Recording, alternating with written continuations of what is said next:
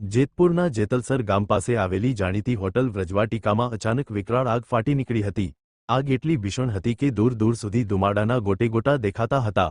ઘટનાની જાણ થતાં જ જેતપુર ફાયર ફાઇટરની ટીમ તાત્કાલિક ઘટના સ્થળે પહોંચી હતી અને સતત કામગીરી બાદ આગ પર કાબૂ મેળવી મોટી હોનારત અટકાવી હતી। અહેવાલ સંજય પોપટ। આજે 6 વાગ્યાની આસપાસ અહીંયા એક લગ્ન હતા, એક દીકરીના કંકુ પગલા હતા। વ્રજવાટિકા રિસોર્ટ બહુ સારો છે અને હોસ્પિટાલિટી મેનર સારી છે, એટલે અહીંયા બહારના બહુ આવે લગ્ન માટે। એ દરમિયાન ફટાકીઓ ફૂટ્યો છે કે શોર્ટ સર્કિટ કે કોઈ પણ એવો બનાવ બની ગયો કે જેના હિસાબે બોમ્બુ અને ઘાસની જે આ બાબતો હતી એ તરત આગ પકડી લીધી। ખાસ કરીને ઉનાળો છે, સમિયાણ અને આવી બધી વસ્તુઓ તરત આગ પકડી લીધી છે।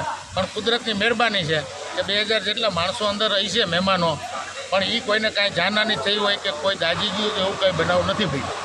હાલ અત્યારે શું સ્થિતિ છે? અત્યારે બધું કંટ્રોલમાં છે આગ, પણ જે વાંસ અને બંબુથી બનાવેલું જે આખું ફર્નિચર અને બધું હતું એ પૂરું થઈ ગયું, નાશ પામ્યું ટોટલ। કેટલું અંદાજે નુકસાન થયું?